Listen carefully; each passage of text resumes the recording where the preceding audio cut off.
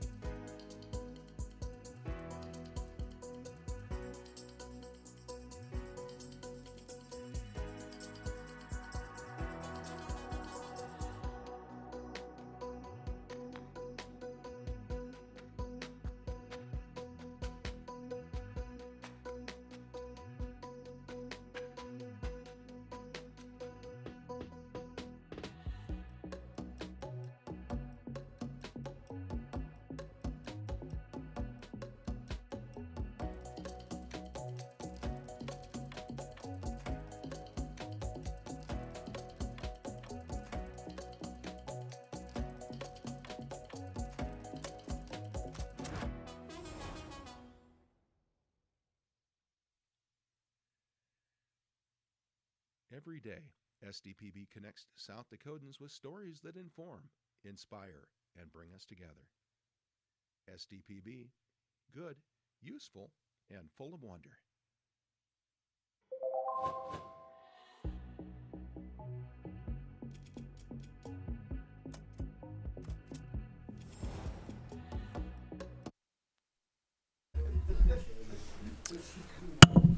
Good morning and welcome to Senate Education. I ask everyone to have their cell phones turned to vibrate or silent. If you plan on testifying today, please make sure to sign in at the back of the room.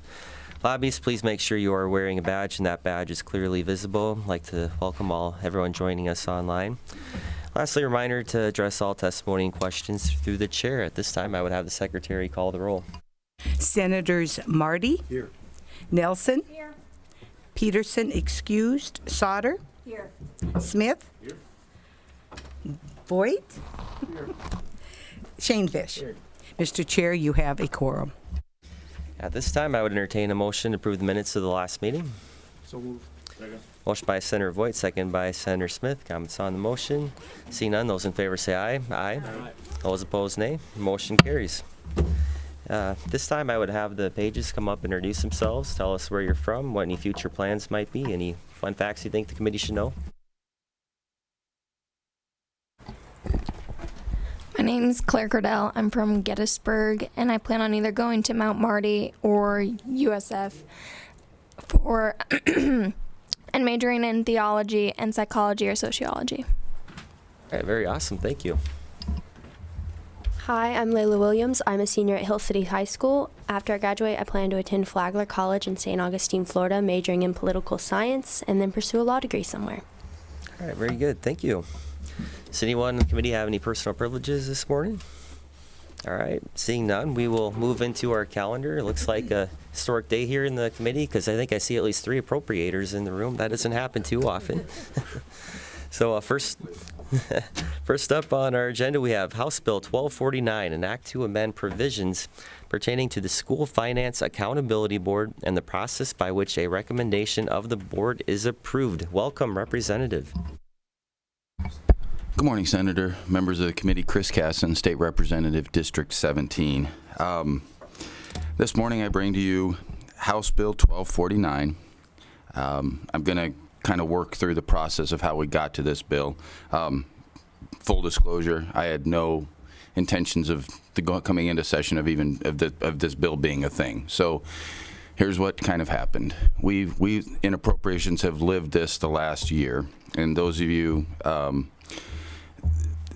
in appropriations, we have these things called work groups, and they're like subcommittees of appropriations that kind of work on big things or bigger issues that have come up. And one of the things that had happened this year was we have a school accountability board that was a result of the Blue Ribbon Task Force back in 2016.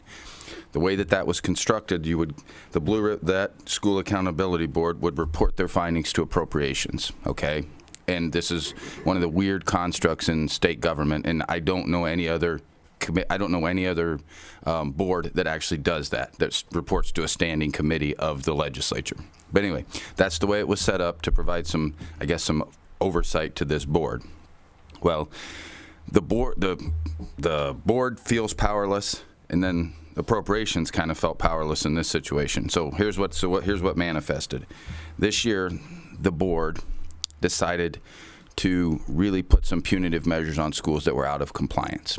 And so they levied some fines. They did some things for the schools that don't receive state aid. And therefore, it kind of got the ire up of folks, right?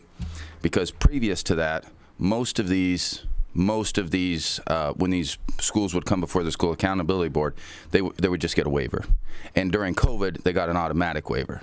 So now you fast forward to this year, and the board is doing what the board should do and should look at these instances and say, hey, what should the penalty be?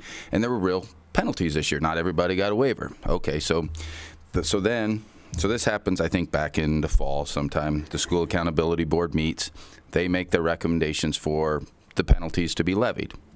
Fast forward, it comes to appropriations, and the appropriations committee decides, yeah, I don't really think we like those penalties, but we have no power to do anything, so we can just recommend that they think about changing them. So we send it back to the school accountability board. Well, they come back and meet earlier this month, and they said, you know what? Or last month, you know what? We actually don't think the appropriations committee is right on this, so we're going to stick with our original recommendations. And so they send them back to this. And I call it the ping pong effect. So we're battling back and forth. So fast forward to a work group. When we're setting up these work groups, we say, okay, by the way, this is a problem. It's an embarrassment to state government. This is inefficient. This can't continue to operate. So we created a work group in appropriations that I happen to chair, and that's why I'm sitting before you today. It was myself, Senator Otten, Representative Jorgensen, and Representative Moore got together, and we said, okay, we're going to bring all the people together, and we're trying to figure out how to solve this thing, because we can't keep having this go back and forth like this. We have to figure out what's best to move forward. So all of the people who care about education, the Department of Education, Jim Terwilliger with BFM, who actually sits on this board, all came together, and we had a work group, and we met, I don't know, 2 or 3 times, Mr. Chair. And so we met, and what we came back was this a recommendation. And so to me, this is kind of how government actually should work. We recognized a problem. A few of us got together in a work group, decided, hey, let's get all the people together and let's figure out how we can actually fix this. So what we decided was we have to be very careful what the legislative function is and what the executive branch function is. And so a board is an executive branch function. So mainly the legislature needs to set forth the rules, how this board operates, and can do all of that. We can legislate all we want on what this board can consider, what this board can't consider. We can do all of that. None of that's done in this bill. This is just a process bill, but that's what the legislature should do. The executive branch needs to execute the laws, and so you start getting into kind of a blurred relationship when you start having this kind of weird correlation between this board reporting to the Appropriations Committee. So what this bill does is it says the legislature will continue to work to make the board and create the laws and the rules by which the board operates, but then we're just going to turn over to the board so that they do their job. Like, the board needs to do their job, and they need to make their recommendations, and that's the recommendations. The bill also has a provision in there where a lot of us that decided in our appropriations committee to send this back weren't real comfortable with fining schools. We weren't, because a lot of times this is about changing behavior, and a lot of these schools come before the board one time because, like this year, I think one of the schools was out of compliance because of an insurance check that came in on a month that maybe they weren't anticipating it come in. Well, that's not going to happen again. They're going to have another building burned down. So it kind of threw them out of compliance one time. And so now you're going to fine this school one time. So this bill also gives the accountability board another punitive measure where they can say, listen, you can, if you show good behavior, if it doesn't happen again for 3 years, then your fine basically goes away. And I think that's kind of what our angst was about the findings to begin with, the appropriations committee. So that's the two things that this bill does. Is one, it sets forth how this board is going to operate from a process standpoint moving forward, and it did give the board another opportunity or option for a punitive measure that I think makes sense. So that's what this bill does. Again, it's a process-driven bill. I think it's, in my estimation, this is the way that government should work. If you bring people together, you come up with the solution that works for everybody. Again, us in appropriations were the ones that lived this, so we've sat through this entire saga as it kind of played out this year, and we just want to see that this thing gets cleaned up. So I'll stand by for any questions. I appreciate it. All right, thank you, Representative. Further proponent testimony.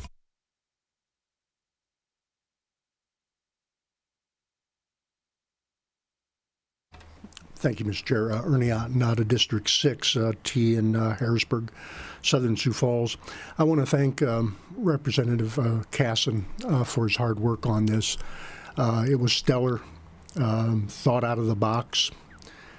And this was one of those convoluted things that finally, when it manifests, you hear this stuff constantly and you kind of start to glaze over stuff. And everything that he said was, I believe, spot on. We don't want to harm the schools. We're not out there to run roughshod over anybody. But on the other hand, there are rules out there, and we want them to be accountable to those rules. And so this, I think it's got about as light foot as you can put on anything and still get the job done. So I would ask for your approval. All right, thank you, Senator. Further proponent testimony.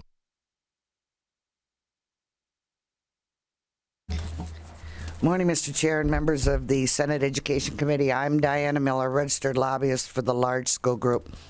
And I, too, want to thank Representative Casson and Senator Otten for the work on this work group. It's a novel idea, I think, that we all get together and then we decide a solution after discussing what the issues are and put in place a process bill. And that is what House Bill 1249 is. It was a real pleasure to sit down and talk about the issues, and I'd like to see more of that occurring out in the legislature because it would be refreshing. And there was no contention about what was going on. Senator Casson kept us all on all in line, and we solved a problem. The schools want to make sure that they comply with this also, because we have the fund balance issue. We agreed to those fund balances, but there are extenuating circumstances, and we also want to make sure people aren't constantly going to that board, because if you continue to go to that board, you're not doing your job as far as budgeting and realizing what you need to do to stay under the fund balance. So this particular procedure is very crucial. And then if you look in Section 2, the promulgation of the rules for which those schools would ask for a waiver, I think that's important also. So, Mr. Chairman, I would ask that you respectfully support this particular House Bill 1249 and let the process work as it should. Thank you. All right, thank you.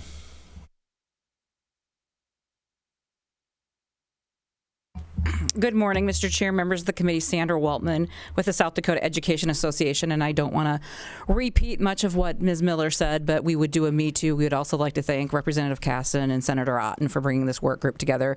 There has been some confusion, and we believe that this bill clarifies who makes the decisions, how those decisions should be made, and we would urge your support. Thank you. All right, thank you.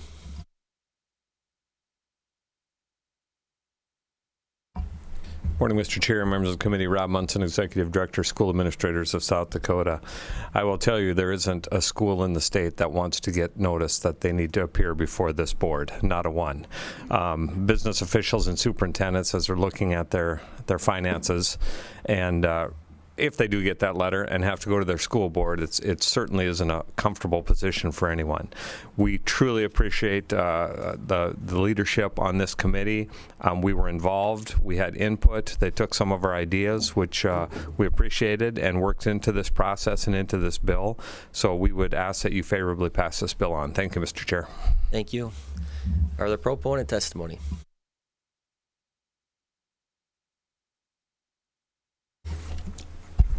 Good morning, Mitch Richter, South Dakota United School Association. I too would just echo what Ms. Miller and Mr. Munson said. It was a good process early on in session where first couple of weeks we had those small work group meetings. I think you should plan on doing that every year on some topics that are of interest, because I think it brings everybody to the table early enough that you can get those. They were very receptive to the ideas and thoughts and suggestions that we had. I thought it worked well, and I compliment both of the legislators for bringing this forward and working with us on it. So I'd urge your passage. Thank you. All right, thank you. Is there any more proponent testimony? Any more proponent testimony?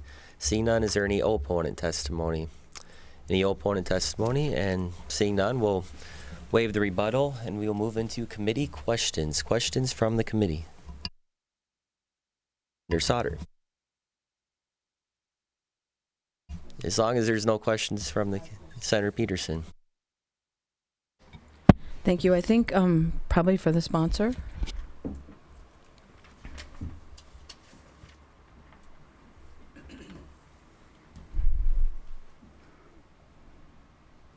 Good morning.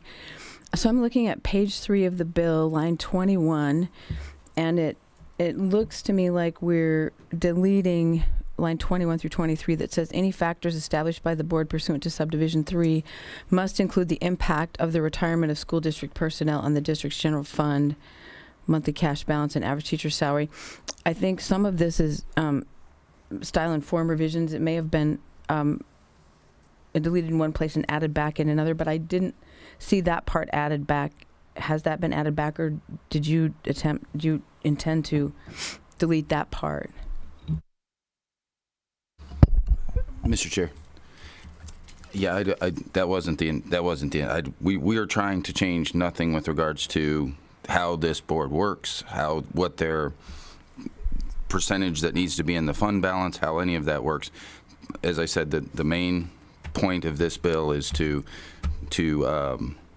one, create a clear line of distinction between what the board does and what appropriations committee's role in this thing is, and then also to give the school accountability board another option with regards to that 3-year kind of waiver if they stay within compliance. So if something was changed as a result of some style informed things, then the intent was not to change anything with regards to how the bill, what the bill does with those percentages and things.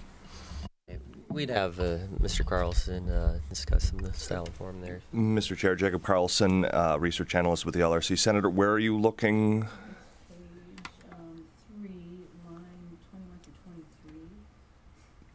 That and Is that added back somewhere? no, what I'm seeing on page 3, are you looking at a previous version of the bill? Because page 3, line 21 through 23 is section 1373.9.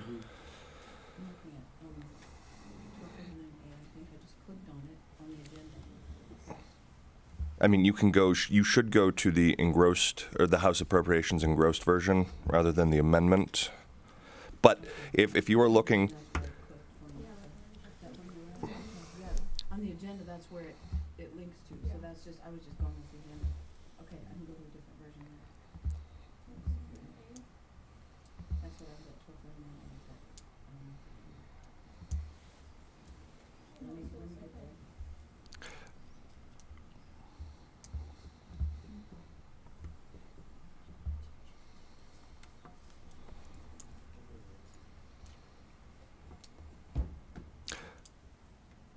Okay, so I'm looking at the amendment now, just to, so clarifying your question, page 3 down there, so that factor is established by the board. If you will look back up at the top of that page, the last sentence of that new red block, so on line 6, the factors must address the impact of employee retirement on the district.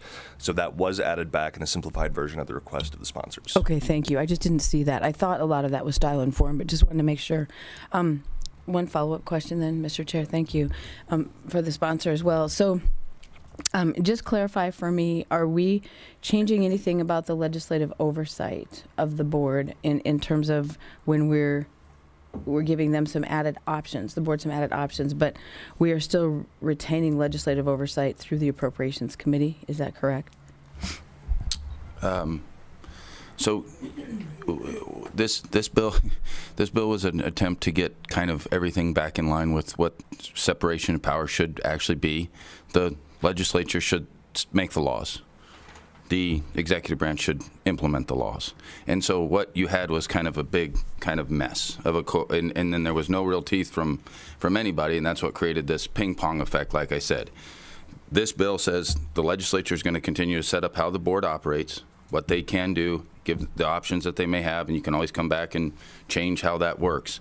But once it goes to the executive branch, which is the board, then they're the ones who make the decision, and that's the decision. It's not once the board makes the decision, then they send it back to the Appropriations Committee, who then says, oh, hey, we really don't like that, so we would request that you maybe change. And then it goes back to the board, and they say, we don't really think you're right, so then we just keep bouncing this thing back and forth. This sets it up. These are your options. This is how the board works. If from the legislature, then you go to the executive, which is the board, and the board makes a decision, and they push forward, given the outline and the parameters that we set forth. Okay, so just to clarify, so we are giving up legislative oversight through the Appropriations Committee then. It'll be, we set it up, or Appropriations sets it up, the board does it, and then it's done. Well, Appropriations doesn't set it up. It's set up by the legislature with the laws. This was just a weird, I don't exactly know why this was ever put in place, and again, I'm not questioning what past legislators decided, but coming out of the Blue Ribbon Task Force, this was put as, and essentially it started as a rubber stamp in appropriations, and as I kind of started, everybody got a waiver for so many years.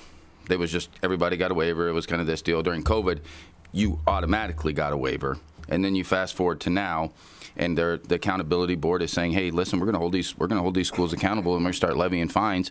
And all of a sudden, then you started getting into this back and forth. So, I don't know that you're giving up legislative oversight. I think this is the way that this should operate, and it's the way that most boards operate in almost all boards operate in South Dakota. Is they're the ones who execute what the legislature puts in place. And so I don't think we're giving up anything, because if you set an appropriations chair where we did this year, we were kind of in a weird spot. Like, we were in a weird spot. We didn't know we can send it back, and they can send it back to us. And if we just want to keep going, we can keep going. If we want to fix it and we don't really feel that the board is doing what it's supposed to do or meeting its objectives, then the legislature as a whole can get together and change how that board operates. I'll maybe just ask, could one of the sponsors just kind of explain the makeup of the accountability board, or I guess the background of the people on it maybe? I think it's 5 members. I think maybe 4 of them are superintendents, and then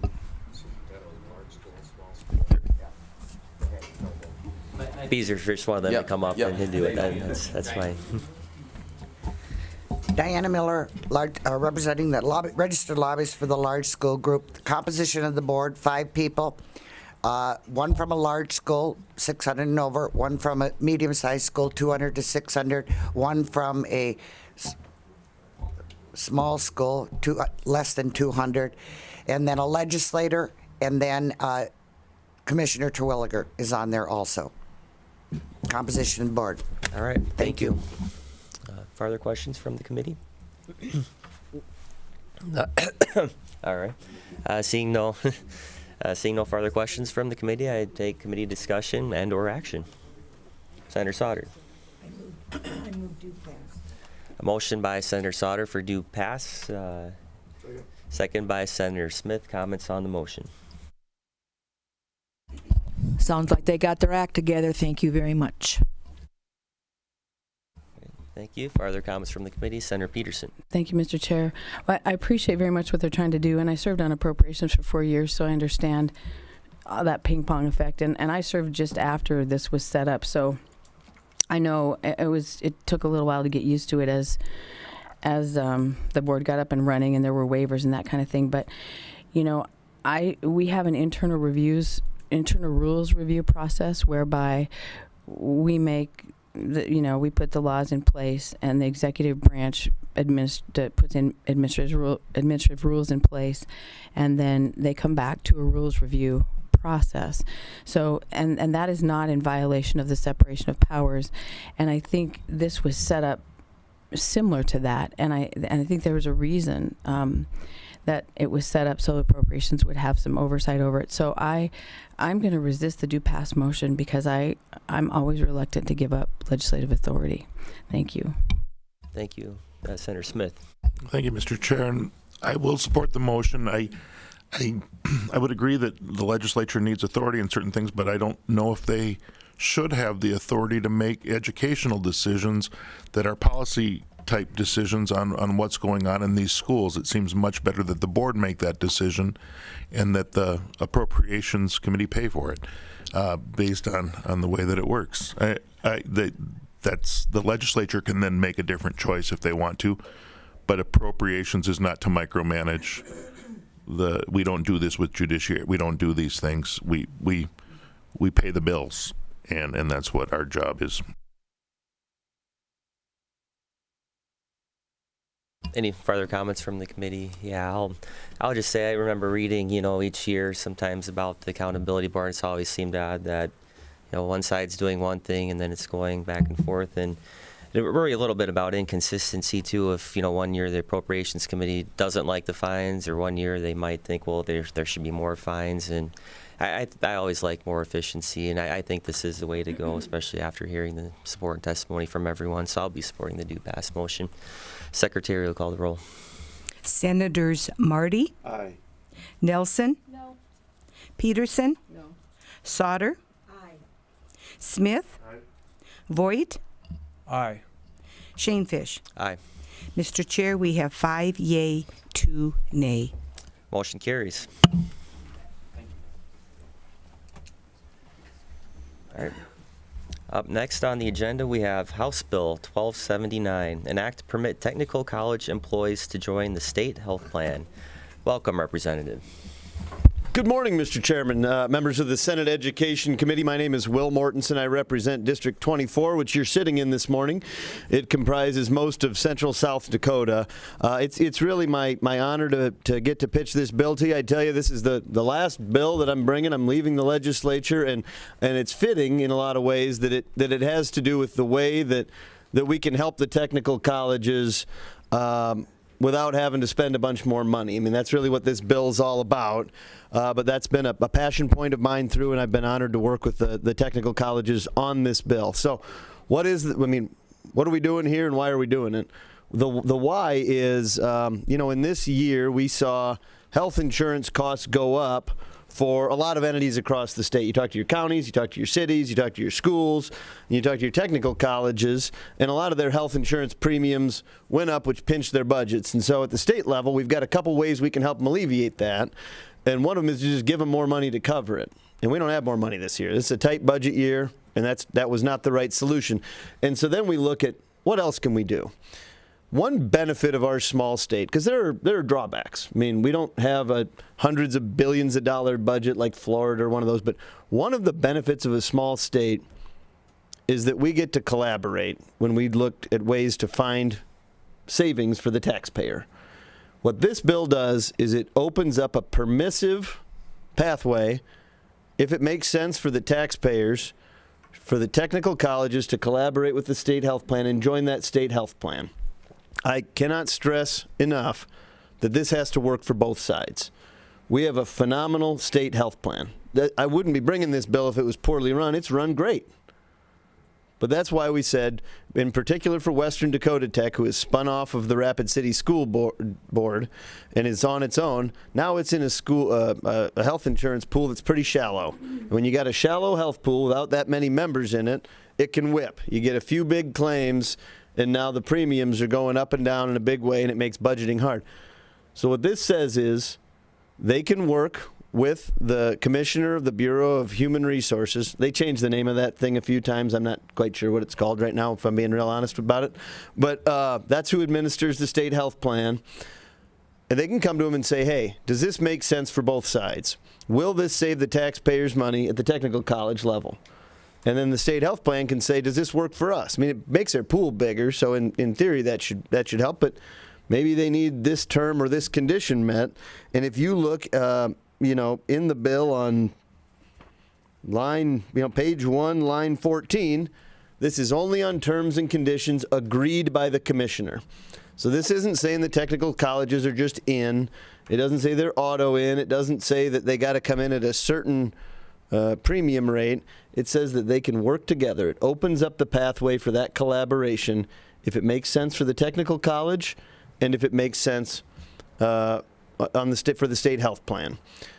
It is already the case that basically every public employee in this state is on the retirement system. That's another employment benefit, kind of similar to your health insurance plan. I will admit, health insurance plans are more labor intensive. It takes more interfacing with the employees than just the retirement plan. But that's kind of what drew this to me is at some point, one of our forebears in this building said, we can do this better by having collaboration between the state and some of its political subdivisions. And I think we can do that in this state health plan. I think we can, if it makes sense for the state health plan and if it makes sense for the technical colleges, build them a pathway for some collaboration to save the taxpayers money and build the whole thing together. One last note I've got for you. These technical colleges they're kind of a unicorn.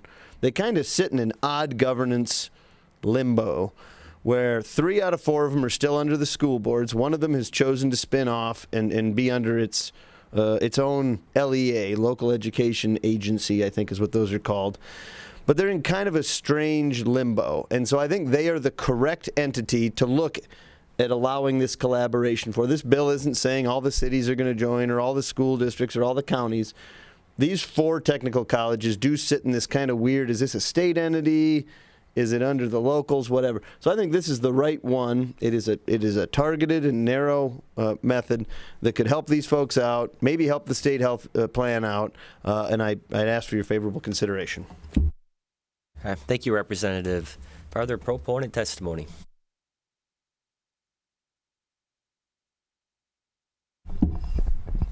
Morning, Mr. Chair, members of the committee. My name is Nick Wendell. I serve as the Executive Director of the South Dakota Board of Technical Education. On behalf of our state's 4 technical colleges and the Board of Technical Education, I'd like to encourage your support for House Bill 1279. As you know, we pride ourselves on providing access to a high-quality technical education in South Dakota, and we try to do so with affordability for students and families in mind. Unfortunately, there are some unavoidable costs and ever-increasing costs, and one of those is the cost of providing health care for our employees. And that's an area where we have seen increasing costs in recent years. Some of our institutions have seen more moderate year-over-year increases, 3% and 5% year-over-year increases, but some of our institutions have seen 17% and 18% and 20% year-over-year increases in their health insurance premiums. And so those are hard costs to absorb without eventually those costs being passed on to our students. As we really aim to focus on affordability to continue to provide access to technical education in our state, this is one way that we could address some of that increasing cost of running our technical colleges. As Representative Mortensen noted, this is really just an option for our technical college presidents and the Bureau to explore. This doesn't force a technical college to participate or for the Bureau to accept a technical college into the state's health plan, but this creates an environment where the 2 entities could begin a conversation about terms that would be favorable to all parties. So with that, we'd encourage your support for House Bill 1279. Thank you. All right, thank you. Further proponent testimony. Is there any more proponent testimony? With that, we'll move into opponent testimony.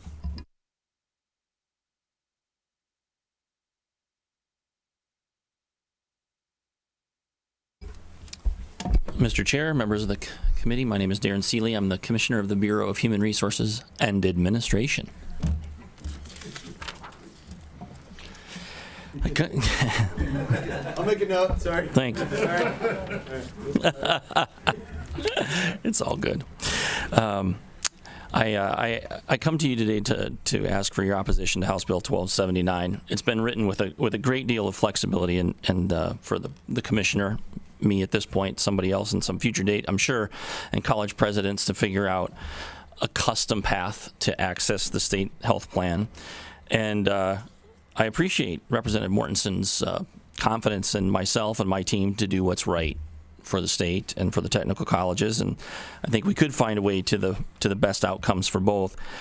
But there are issues that remain, and one of those is that we're not built to be a readily administered plan in a custom way. The state health plan is part of a comprehensive benefit package. It provides health insurance, dental insurance, vision, ancillary products to complement how these things fit together to provide financial security. We include things like hospitalization and accident insurance and critical illness and things like that. We provide a robust employee assistance program, access to pain management and remote physical therapy tools, and online health education and well-being support. State employees, regardless of the part of state government in which they are employed, all have the same benefit package. And so when we're talking about this, we're talking about folks in the LRC, Board of Regents, who have always been state employees because the Board of Regents is part of the executive branch, technically speaking. The UJS, Attorney General, all of the other constitutional offices, we are all one employer when it comes to how we think about who we are. One federal government employee ID, and we all share one benefits package. Each agency pays one rate to the benefit fund for every benefited employee, regardless of what that employee chooses to get to use, and that rate for FY26 is $12,388. And the benefits team at BHRA supports all of these individuals and their family members. Introducing non-state employees to the plan creates some significant administrative and customer service issues.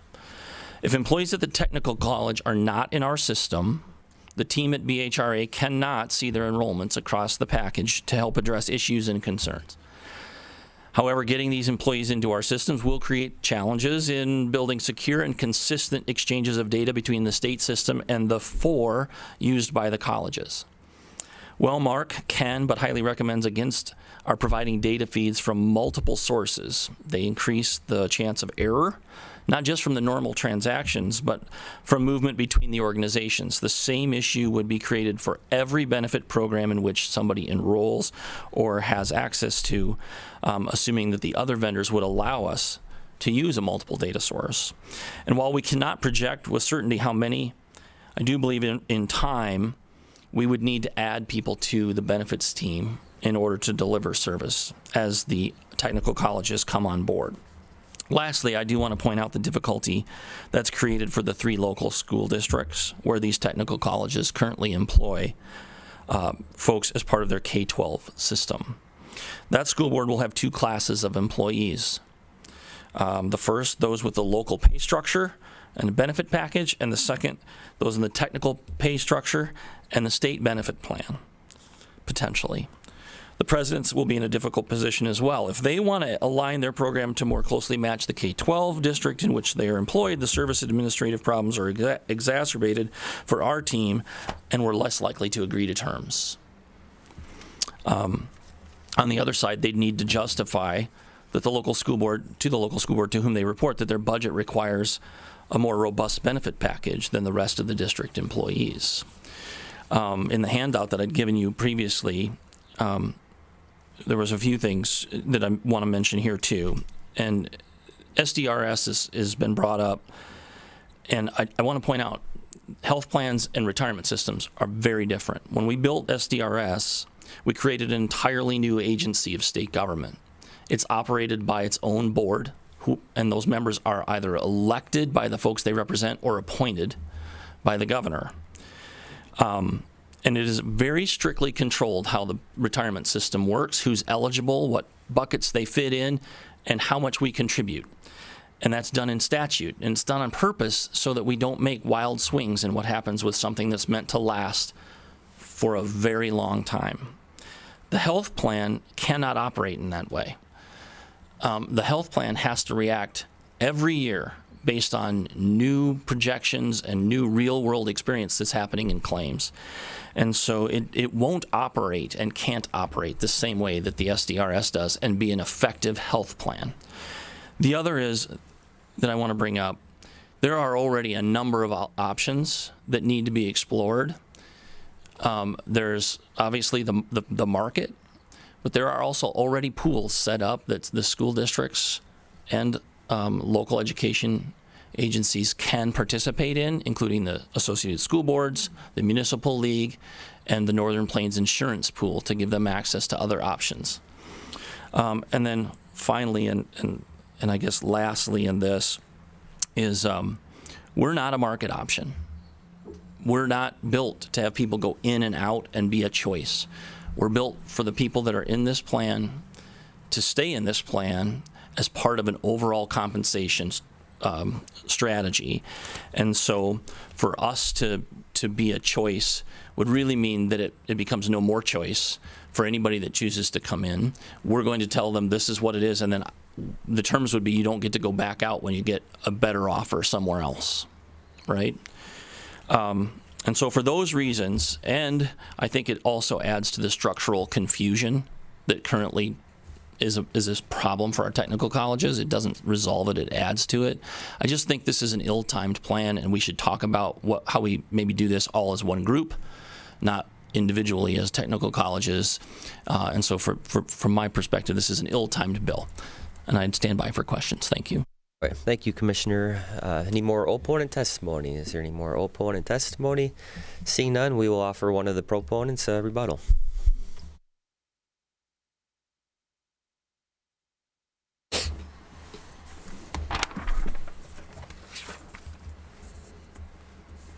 Thank you, Mr. Chairman. Well, I think we can see exactly why this state health plan is run so well, and it's because we have a commissioner of the Bureau of Human Resources and Administration who is eminently thorough, and he's very sharp. And there's a reason that in this bill, when we started putting it together, we didn't go through and try to address every concern that he just brought up, and I noted them. The breadth of the package that is in, including dental and accident and critical instances and online supports. And I didn't put in the bill that there has to be one benefit package under this. And I didn't put any of these in. And why? Because he has a veto power over any of these technical colleges entering this plan. If any of those terms and conditions that were raised are not satisfactory to the state health plan, then they won't enter. What we're granting them is additional authority. It is permissive authority. They would only ever join on terms and conditions agreed by both sides. And so let's think this through on a practical level. The president of these technical colleges would have to decide that entering this plan, and it is a set plan. They don't go offer build your own. There are 4 different plans, and folks who were around a few years ago, you were Representative Marty at the time, will remember that they turned it into these 4 different plans based on how much deductible you want to pay, how much out of pocket, whatever. And that's currently how that works. The presidents of these technical colleges and the school boards, ultimately the school districts for the 3 that are still under them, would have to decide that's what we're moving into. And as he said, once you're in, you're all in. This isn't employee by employee. This is college by college. So they'll run through that. But every single one of the concerns that were raised, BHR TMS to service, that's going to be a term and condition they got to work out. And if it doesn't work out, they won't do it. They've got to work through the administration and the customer support system. And if it doesn't work out, they won't do it. Again, this won't happen unless it would save the taxpayers money on both sides. This is permissive authority to talk about, is there a form of this, a collaboration that can work for these technical college employees and for the state health plan? And if it is unsatisfactory to either side, they will not do it. They will not do it. I mean, he mentioned the school district. You know, they have 2 classes of employees. They already have 2 classes of employees. I mean, these people who run for the school board run because they want to create a new art program, or they want the wrestling team to have new mats. These guys aren't running for this to govern these technical colleges. We already have 2 classes of employees at the school district level. But again, if the school district looks at this and says, you know what, we want to keep them in our pool, doesn't make sense to leave, then they'll never enter into these negotiations.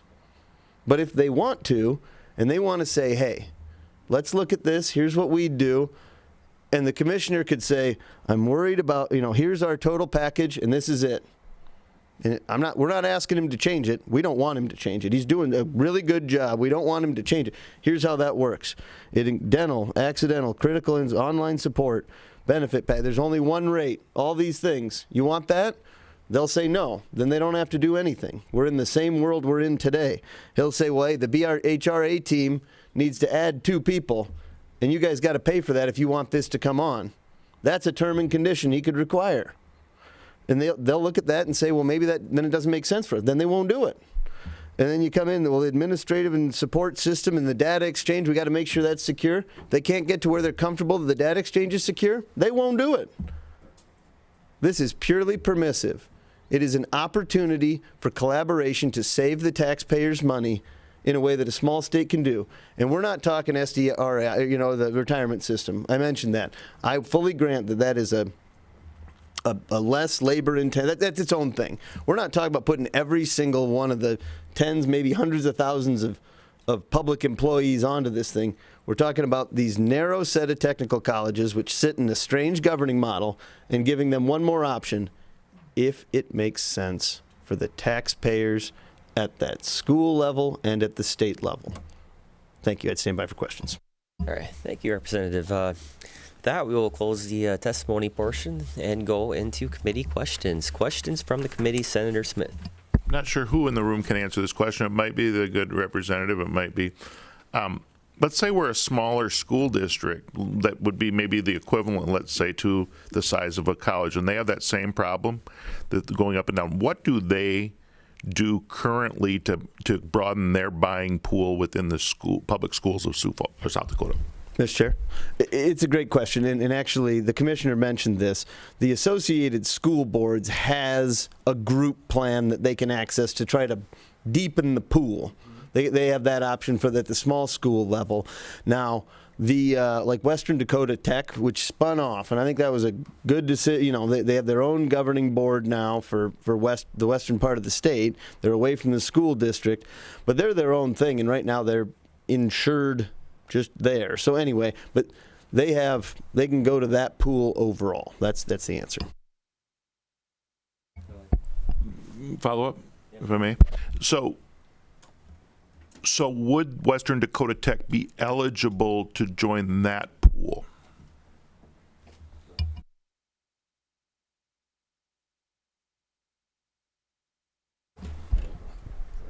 Mr. Chair, Senator Smith, I do not believe that Western Dakota right now would be eligible for the Associated School Board pool. Over the last couple of years, they've explored sort of all available options. I think at one point they even explored an ability to join the state health plan prior to this legislation, but they've really not found any other viable option, including that ASB pool. Senator Nelson. Stay seated there, sir. Mr. Chair, could you just clarify the relationship? Because I know that the other 3 are under, local school districts. Western spun off. Explain that relationship that they're not underneath the school district, but yet just explain that whole situation about where they fit in and with all the other technical schools. Yeah. Mr. Chair, thank you for the question, Senator Nelson. In 2020, Western Dakota Technical College made the decision to file a petition with our board to create their own local education agency. That's allowed for in 1339A, which is the chapter of codified law that sort of created the Board of Technical Education and governs our state's 4 technical colleges. as I noted, in 2020, Western Dakota made the decision to pursue the creation of their own LEA. They had sort of come to the decision with the Rapid City area schools at that time that it would be mutually beneficial if Western Dakota no longer fell under the Rapid City area schools, but instead had their own sort of standalone structure. I think the Rapid City area schools sort of had their hands full at the time running their district, and operating Western Dakota Tech became a challenge for them. And so they made the decision to create their own governing body. It's a 9-member body. It represents folks throughout Western South Dakota, and in particular the Black Hills region. Lots of folks that are already invested in technical education or engaged in industry in the western part of the state. Some of those members are appointed locally, and some of them are appointed by the governor's office. And so there's still a relationship between the governor's office and that LEA board, but they handle all of the oversight of the institution through that separate 9-member board. The other 3 institutions still report through their local school district and are a part of those school districts. Thank you. While you're up there, maybe it's for you. So when tech school is under a school district, do they have their health plan together normally with the school, or they kind of separate the employees? Yeah, thank you for the question, Mr. Chair. Yeah, generally speaking, the other 3 institutions have their health insurance plan associated with their school district. Thank you. Senator Voigt.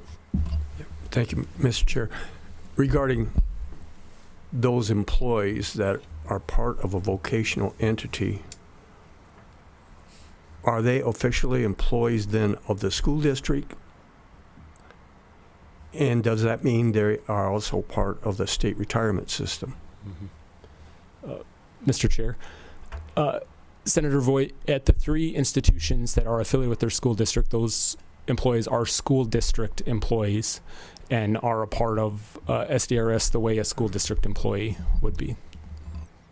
Follow up, if I could. Are they also then part of the district's health program and retirement program? Mr. Chair, Senator Voigt, they participate in their district's health program. Okay. So the one that is an outlier right now would be the Western Dakota VOTEC. Mr. Chair, yeah, that is correct. They would be the exception in our system right now. Thank you. Further questions from the committee? Senator... Oh, okay. Senator Smith? Marty? Well, seeing no further questions, we would move into committee discussion and or action. Mr. Chair, Smith. I move 41st day. Motion by Senator Smith, seconded by Senator Nelson. Comments on the motion? I understand the problem, and I'd like to help fix it. Here's my concerns. Is the state pool is definitely for state employees. I think that we're moving perhaps in a way, if you work at one of the regional institutions, you're a state employee. If you're at 3 of the 4, you're a school district employee, and we have this outlier, and we're trying to figure out something. I think a better fit, though, would be into that small school pool, if we could make that happen in some way, because if you're not, or become state employees somehow, and I don't know what that discussion looks like, or if that's a possibility in that. But I'd hate to. It's the slippery slope thing that we talk about. I know it's focused right here, but who's to say that we shouldn't do this then for other groups that have problems with the size of their pools across the state?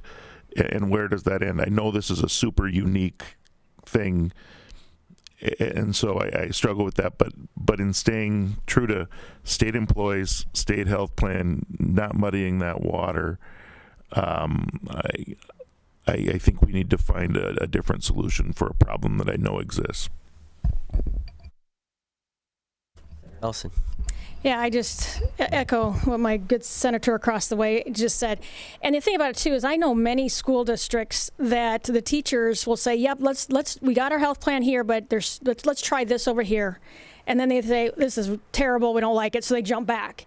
And that's not what the state is for. You know, the state is for state employees. And especially the 3 of the tech schools, go through their local school district, have the benefits from the state. It just, like I said, it's just entity that's looking for a solution. And I think it's also what Mr. Seelig said back there is that it's premature. I think it'd be nice if there was a plan or something that all the tech schools would go at once or do their own thing or something like that. So that's why I'm sending to 41st Day. These are state employees, and that's what this is meant for, state employees. Mr. Chair, thank you. Well, I was very supportive when the technical colleges formed their own board and split off and kind of became their own entity, and that was a really great step. And I think now it's time to take the next step. And in my opinion, that would be to somehow disassociate them all from the school districts and have them function sort of like the Board of Regents functions, which I would think there would be a way that they could still be state employees in that sort of model. And it seems to me like that would not be additional cost to the state because these folks are already part of the state retirement system, and so we're paying in that way anyway because they're part of the K-12 system. So I think it's maybe a bigger picture, and maybe it's the time to take the next big step, and I would be supportive of that. Thank you. Senator Voigt. If I could, Mr. Chair. The question at this point is very parochial. We're talking about one entity, one vocational entity. It's unfortunate that they made the decision, and when they made that decision to take themselves out and have their own identity, there are consequences to that. And now they're in a position where it's difficult. They're an outlier. If they want to come back into the state system, they need to be part of a public school system. That's where the other vocational schools are. So I think what we're asking for is a unique consideration for a decision made at the local level. But that's where it needs to lie. Any further comments from the committee? Guess I just maybe hesitate to send this to the 41st Day. I know we're looking for some solutions here, and I commend the sponsors for bringing this, and I'm going to resist the 41st Day motion on this. But with that, the secretary will call the roll. Senators Marty? No. Nelson? Aye. Peterson? Aye. Sauter? No. Smith? Aye. Voigt? Aye. Shanefish? No. Mr. Chair, we have 4 yay, 3 nay. Motion carries.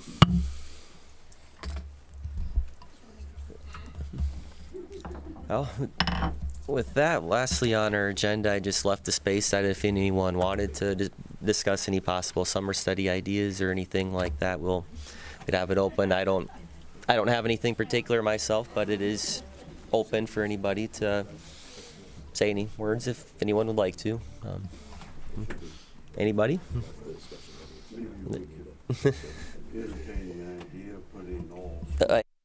Let's use the microphone. If we're this is still the meeting. Yes.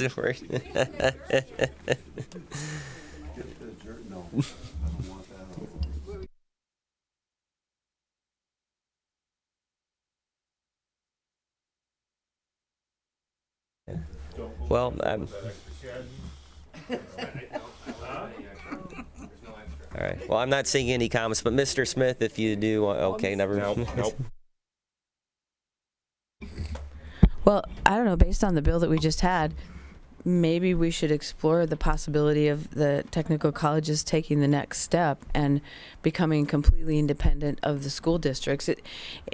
It may have been a good fit at one point, but I don't think they've really outgrown reporting into the school districts. It makes no sense for the board of a technical college, in my opinion, to report to a superintendent of a K-12 school. And I don't know exactly how that works. There's probably some dotted lines and stuff like that, but that might be an interesting study, and maybe something worthwhile, and maybe something that would solve some of the problems that they have.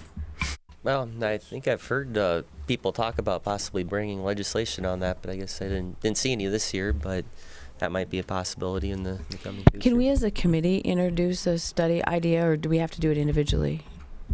Would that be something we'd want to do as a committee? Do I need Senator to Voigt? comment officially or unofficially? Well, if we're still in the meeting, we should be making it officially. Thank you. Right now, it's a parochial situation. In lieu of one of the VOTEC schools have made that decision to pull themselves away from the public schools.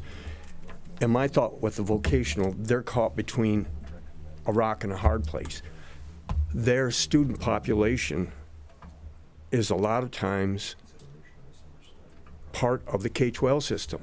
Their kids are high school kids. They're taking high school classes for credit, and the same time getting vocational accreditation.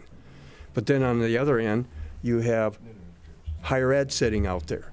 And so these kids are going to transition possibly out of a vocational setting to the higher ed, i.e. from LPNs to registered to whatever. So they're kind of in between both of the K-12 and the higher ed system. Do they qualify or rise to the level of having their own identity? Because they really are dependent upon those, especially the K-12 in terms of facilities. They are really dependent upon that. And a lot of times those are shared staff, K-12 staff and vocational staff. They're half here, half there. So they're just really between a rock and a hard place in terms of an identity. And the whole health issue, insurance issues, are really germane to them because they can join, i.e. a big school district. And the cost for health insurance is really low compared to a smaller district or a smaller identity. So they're faced with that too in terms of their employees having insurance. And that's why my understanding is a lot of the vocational people are half-time vocational, half-time public. They now qualify for being K-12 health insurance and stuff in terms of retirement because it's a shared thing. So if it is really a murky mess, and it was unfortunate that a district made a decision they did, and now they're trying to live with it. It's a tough thing. It's really a tough thing. It's really parochial right now. But I understand the identity crisis that they have. I mean, they have their own facilities, very nice facilities. Some of them, a lot of them are part-time staff. I don't think they really have an identity. They do, because I know like school of nursing from USD and stuff uses their facilities at Vocational Tech. I mean, they use those facilities to take those kids from LPN or whatever to registered nurses to medical. It's really a tough situation for them. The only solution I have is they need to make that decision to get back in with the public schools because that's where the greatest assets are. Or become like the Board of Regents, become their own entity that is still contained within, the purview of being a state employee, in all aspects. Yep. And we have a model for it. I am not saying that the technical schools want to be the Board of Regents, and we don't want them to be that. But I think there's a model for the structure in terms of their benefits and how they would operate. They have the governance in place. They've got boards, in place. And so I don't know if that was the vision at some point when they started that process, but it sure seems like it could move that way. But I guess that's why I think it would make sense to study that. We don't have all the answers, but there'd be a lot of aspects to it.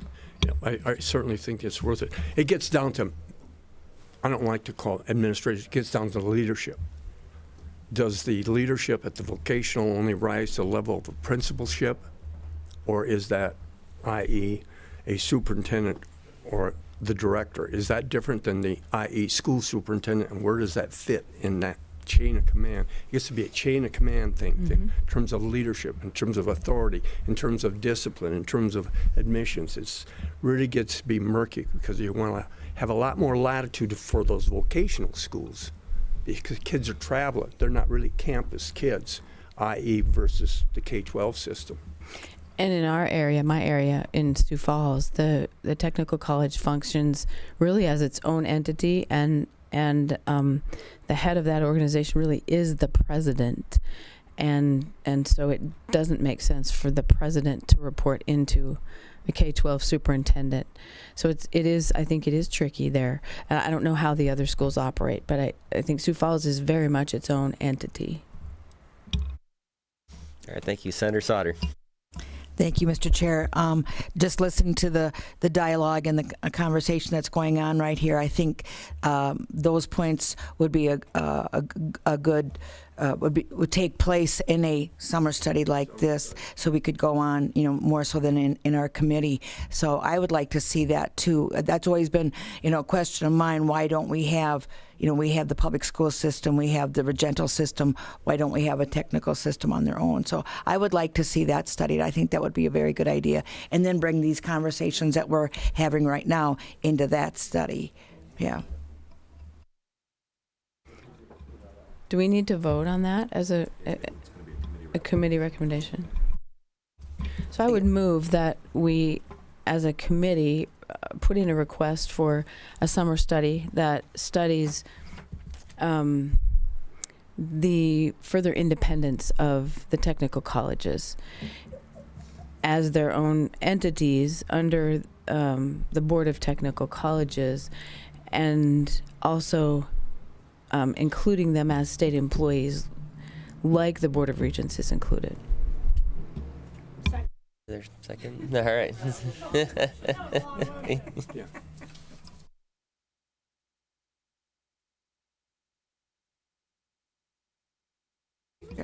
I was just going to generalize it, a summer study to review the status of tech schools in relationship and their relationship to school districts. Keep it broad. So, but I mean, it's more than that, though. I mean, I really want that study to vision the next big step. I don't want it to just be what's the status of them and the school district. I want it to be right. And we can put that. Yeah, we can put that in there. But again, just kind of for motion's sake. As a separate entity. Yep. Yeah, it's not just their status between the school district. It's a lot bigger than that. I think the motion needs to reflect that, so we get it in the study correctly. You can go back and listen to the recording and see what I said, because I don't remember. I guess while we're writing that, maybe just a question for LRC. Is it common for committees to make recommendations on summer studies, or is it usually just come from a person? Because I think we had we have like 20 or 30 we voted on last year and picked 2 or 3. I'm just kind of curious, is it appropriate to take this action it's a little of compared to the other ones? Mr. Chairman, Jacob Carlson, LRC, it's a little bit of both. Some committees decide to, others just have the individual members take it on their own initiative. So with regards to it being appropriate, it's not inappropriate. I think that's about as close of an answer as I can get you. Yeah, are there more comments? Anyone on the committee on this then? Okay, the motion is to introduce or recommend make a recommendation. Recommendation is a possible summer study topic. However, it's written down there. If anyone has any more comments, I guess we would take a vote on that. Senators Marty. Aye. Nelson. Aye. Peterson. Aye. Sauter. Aye. Smith excused. Voigt. Aye. Shanefish. Aye. Mr. Chair, that would be 6 yay, 1 excused. Motion carries unanimous. All right. Do we need to write that up on an official form? I can have an intern help me with that, maybe, if. It'll go. I mean, the review process goes through lawmaker. So either you could do that. I think you have the ability to do that as through your MyLRC. But since it's coming from the committee, I can draft up language. I can send it out to the committee for your thumbs up, down on the language, and then I can put that in there. Perfect. That's great. Thank you. Well, I guess then lastly for the meeting, I just want to thank Mr. Carlson and Ms. Denton here for all your help and making me look as good as you possibly can. That's why we wish there were 10 more of you, Mr. Chair. I think that inside joke might last for a little while, so thank you. And yes, we got you a little something to thank you for your on behalf of the committee. So yeah, and I just want to thank all the members of the committee too, as well as our intern Freddie here. We've had a lot of bills come through, a lot of good discussions, and appreciate a lot of good testimony questions that the committee's asked. And I just want to thank you, everyone. I thoroughly enjoyed chairing this committee. Thank my vice chair as well. So thank you, everyone. Thank you, Mr. Chair. Great job, and thank you to our staff. Thank you very much.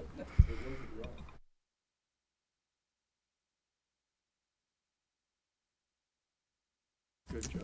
Well, I guess.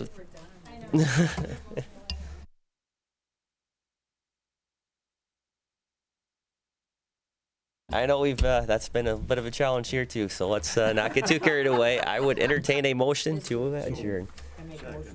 Motion by Senator Sauter, second by Senator Marty. All those in favor say aye. Aye. Those opposed, nay. We just have so much fun here. I know it's hard to end, but that we are adjourned. Thank you.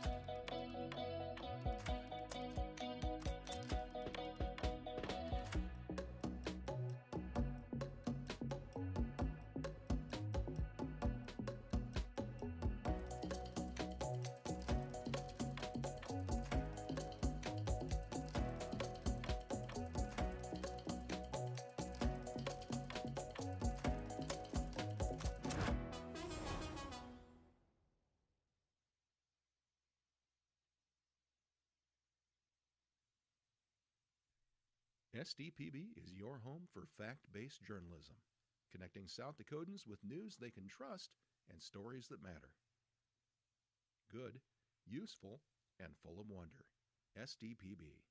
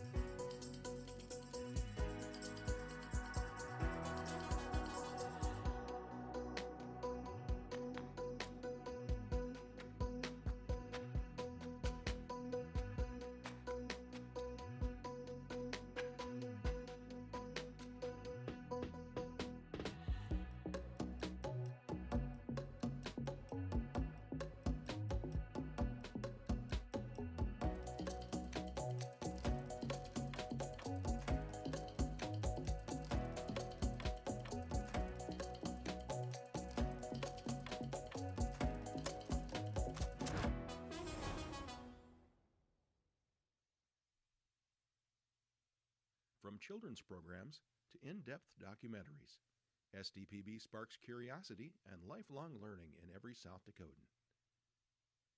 SDPB. Good, useful, and full of wonder.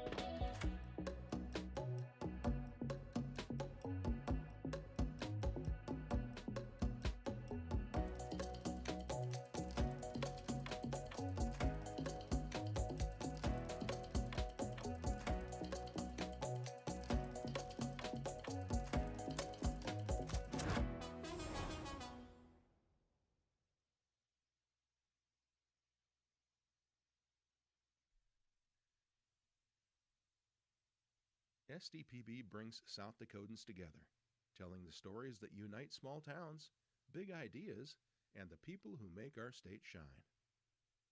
Good, useful, and full of wonder. SDPB.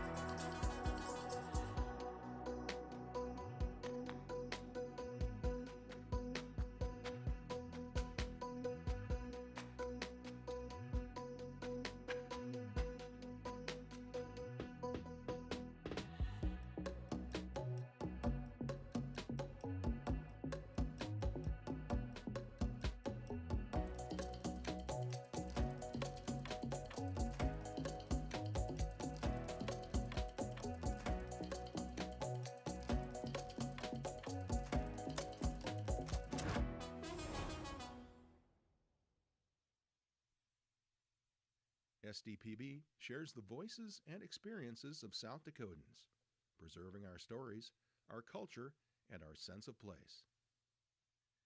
SDPB, good, useful, and full of wonder.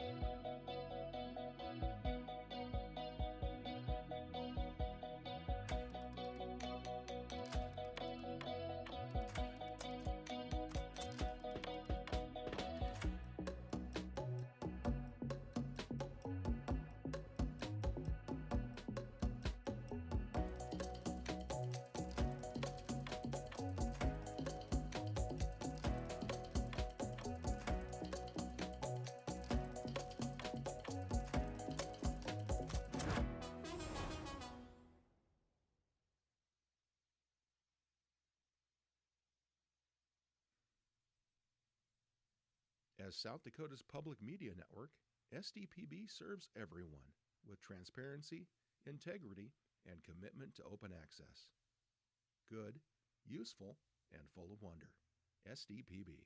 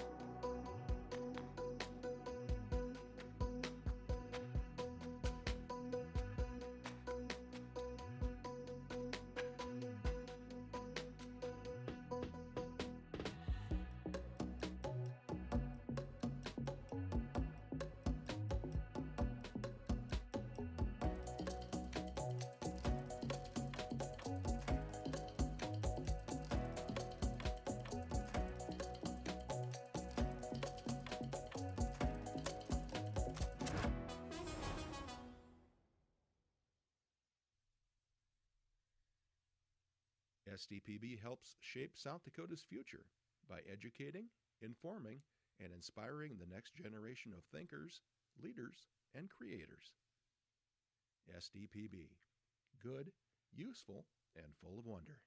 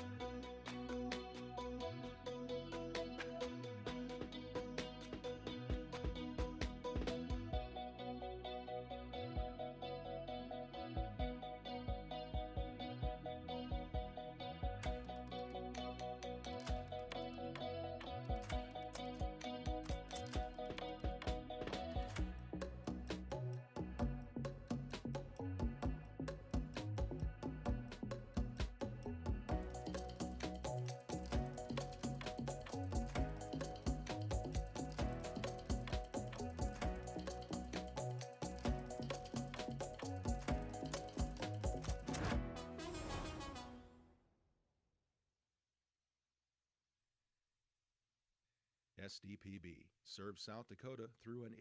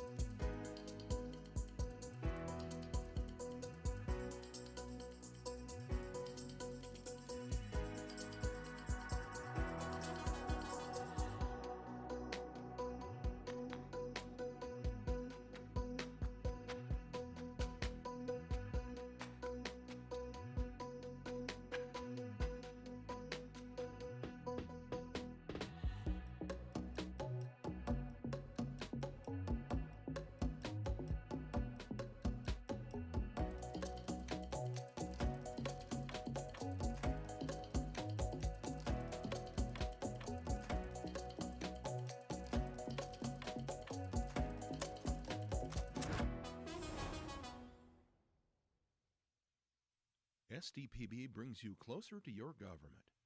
With gavel-to-gavel coverage of the South Dakota legislature and in-depth reporting from peer. Good, useful, and full of wonder. SDPB.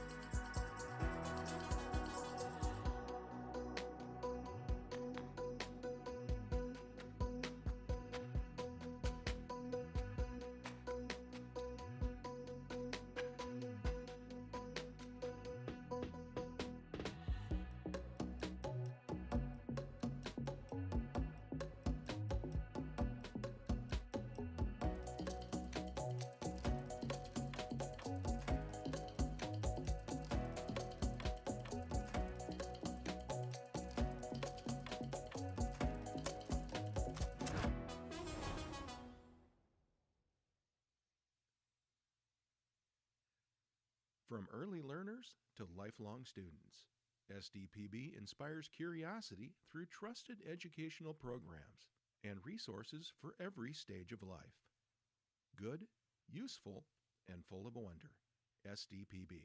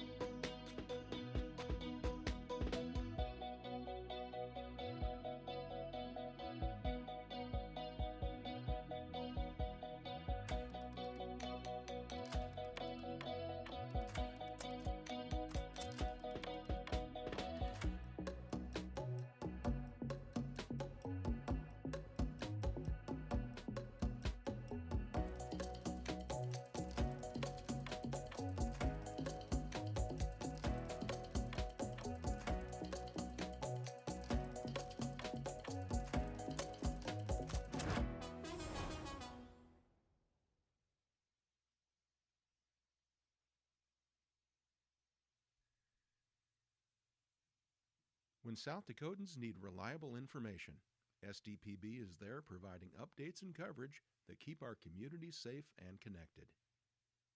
Good, useful, and full of wonder. SDPB.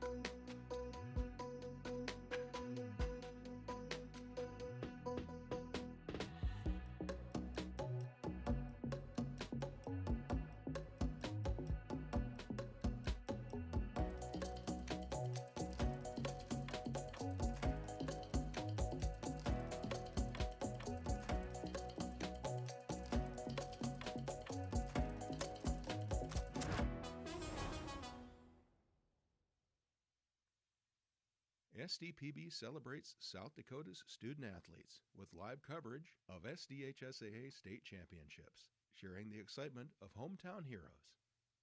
SDPB, good, useful, and full of wonder.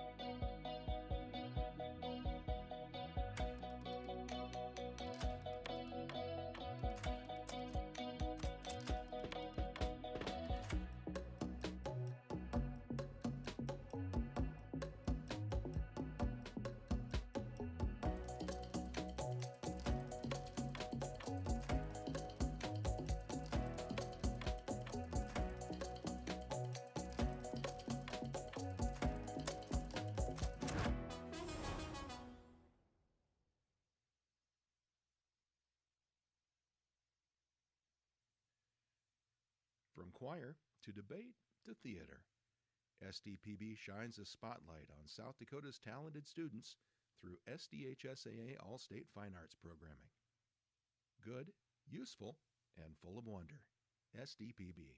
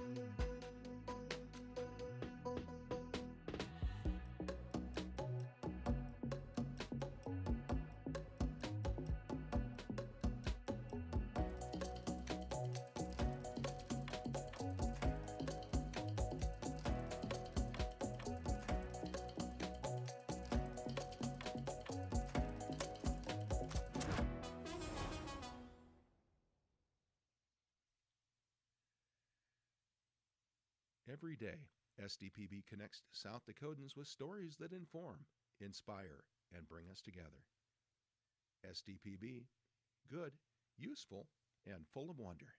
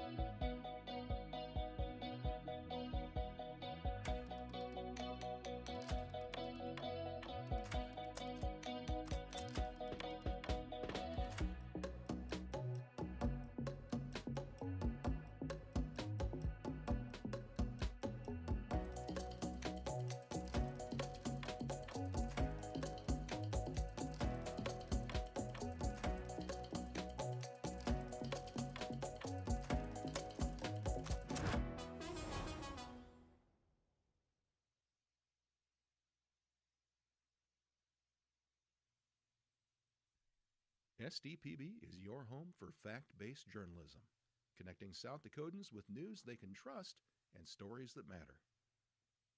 Good, useful, and full of wonder. SDPB.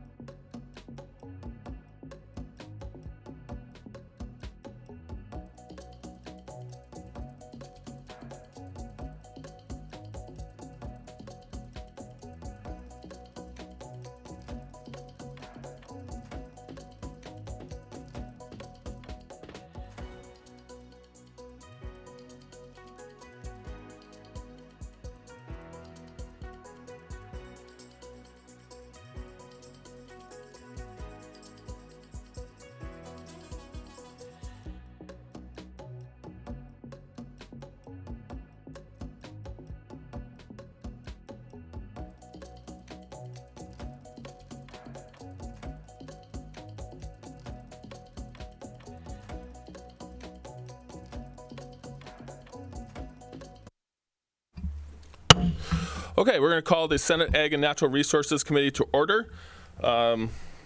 Welcome to everybody here from out of town and everybody listening online. Just a reminder to make sure that your cell phones are off or turned to silent so we don't have any interruptions. And I will ask the secretary to please call the roll. Senators Davis. Here. Duhamel. Here. Marty. Here. Voigt. Here. Whiff. Excused. Jensen. Here. Pischke. Here. Mr. Chair, we do have a quorum. Thank you, Mr. Secretary. We do have a quorum. Okay, at this time, I would be looking for a motion to approve the minutes of our previous meeting. Second. Motion from Senator Marty, second by Senator Jensen. Comments on your motion? All those in favor signify by saying aye. Aye. All those opposed? Minutes are so approved. Okay, and then a couple reminders here. Reminder to testifiers, if you're planning on testifying today, please sign in at the back. There's an iPad back there, or you can do it from your electronic device at your chair on sdlegislature.gov.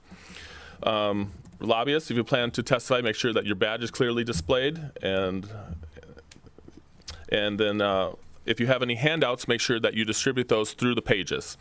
And with that, we'll segue to introduction of the pages.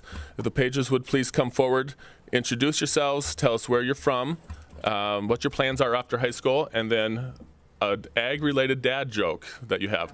Just a reminder, this is the last day for these pages. They're served term 4, and they've done an outstanding job, and we just thank you for your service. Go ahead. Thank you, Mr. Chair. I'm Ryler Stivix. I'm a senior at Gregory High School. Next year, I plan to attend Mitchell Tech and do the Build Dakota Scholarship for Architect and Construction. My joke would be, where do fish like to store their money? Where's that? In the riverbanks. Nice. I like that one. That's not lame at all. That was great. Hello, my name is Claire Curdell. I'm from Gettysburg. I plan on either going to Mount Marty or USF and majoring in theology and either psychology or sociology. And my joke is, why shouldn't you tell a secret on a farm? Why is that? Because the potatoes have eyes and the corn have ears. Yep, that's true. Very good. Thank you guys so much for being here. Hope you enjoyed your time here in the legislature and hope you learned a lot. So thank you again. Okay, and with that, we'll probably getting going on our agenda unless anybody has any personal privileges. Senator Marty, you have a personal privilege? Yes. Go ahead. Is that okay? Yeah, excellent. Okay. I'd just like to introduce my good friends and neighbors, Tom and Madonna Costello from Harding County. Very good. Thank you guys for being here today. Appreciate it. Any other personal privileges? Okay, seeing none. Okay, and then just a reminder that any questions will flow through the chair during the committee hearing. Okay, we will get going on our executive appointments that we have up today. Mr. Corey Byerly of Hocking County, Midland, South Dakota to the South Dakota Brand Board. We will now hear proponent testimony on this executive appointment. Secretary Roberts, welcome. Good morning, Mr. Chair. Hunter Roberts, Secretary of the Department of Ag and Natural Resources. Pleasure to be here, encouraging you advise and consent to the appointment of Corey Byerly to the Brand Board. Corey is a fifth-generation rancher who operates the Madsen Ranch Land and Cattle, a commercial cow-calf operation just east of Midland.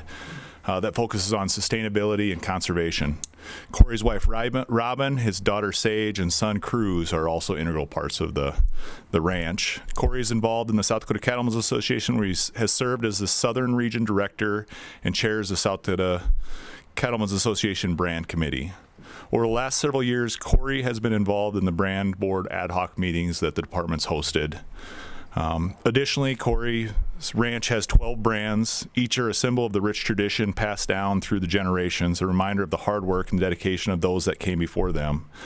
You know, with Corey's perspective, experience on the Brand Board already on some of these deep down issues, I have no doubt that he'll bring good perspective to the Brand Board and add a lot of value to it as a new member.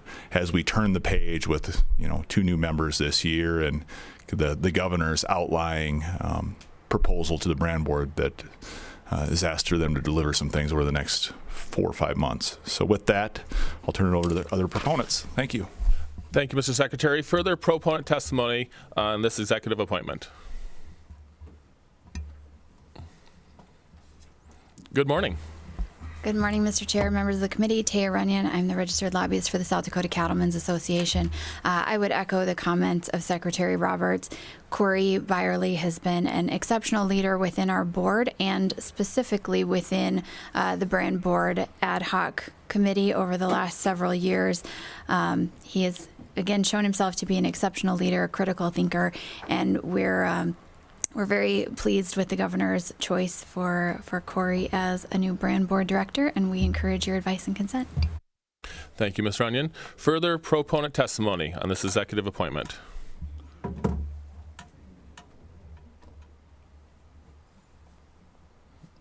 Good morning. Good morning, Mr. Chair and committee. This might seem a little unusual because you heard he is Why don't you introduce yourself, please? I'm so sorry. I keep forgetting that. Doris Lowing, South Dakota Stock Growers.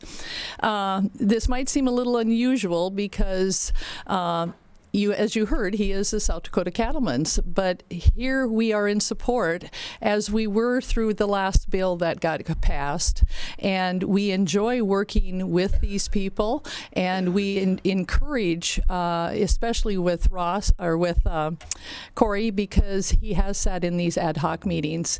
He is very familiar with this. He's going to do a wonderful job, and it doesn't matter which organization we belong to. We're all cattlemen, and we all have brands, and we strongly encourage that you appoint him. Thank you. Thank you, Ms. Lowing. Further proponent testimony on this executive appointment. Good morning. Good morning. Tom Costello with the South Dakota Stock Growers. Thank you for having me here. I just echo what everybody's been saying here. I've worked with Corey on the ad hoc meetings, and he's got good knowledge of what's been going on this Brand Board and might be able to take us in the right direction to get our problems fixed. I just thank you I'll stand by for questions if you have any. Thank you. Thank you, Mr. Costello. Thank you for being here in your testimony. Further proponent testimony on this executive appointment.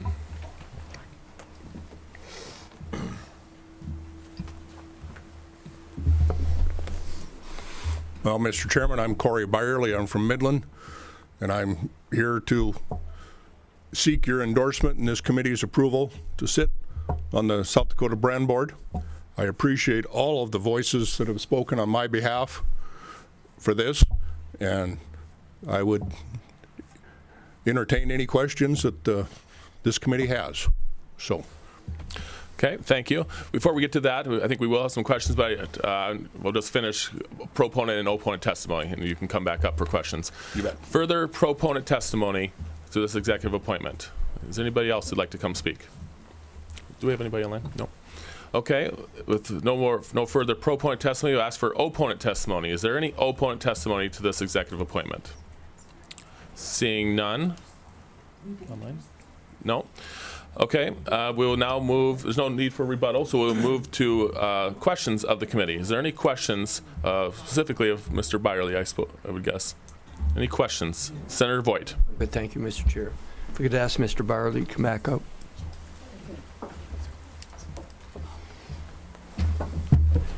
I'd like to have a conversation with you after the committee meeting. I have roots east of Midland, so we'll follow up on that. My question is regarding the brand board.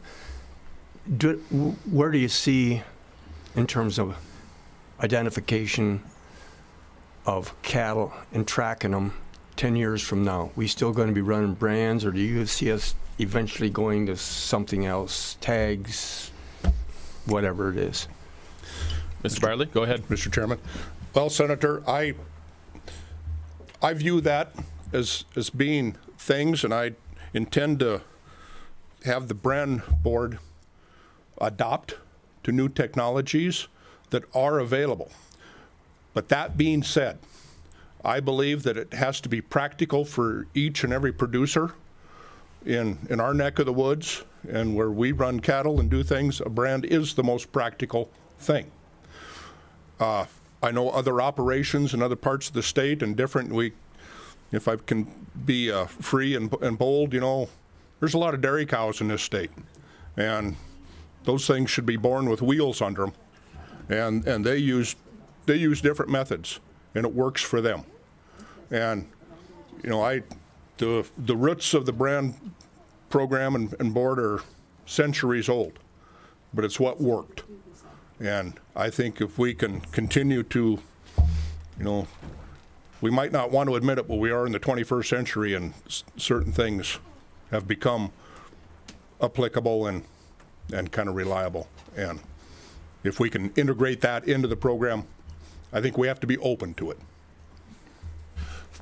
Follow-up, Senator Voigt? Follow-up. Go ahead. This is just when do you see four-wheelers replacing horses? I don't know if this is applicable, but Mr. Byerly, would you like to answer? Well, Senator, that has already happened. When you go shop for new horse trailers, and the access doors on the front end of the things are now 4 to 5 feet wide instead of just 3 feet that they used to be. Yeah, they haven't replaced them on our place. I can tell you that. The farrier was just there yesterday. And yeah. Further questions of the committee? Senator Marty. Thank you, Mr. Chairman. I don't know if I have a question, just a comment to Mr. Byerly. You want to wait later? Go ahead. Well, I can ask it later. Well, why don't you just make your comment? See what you have. Just a comment, Mr. Byerly.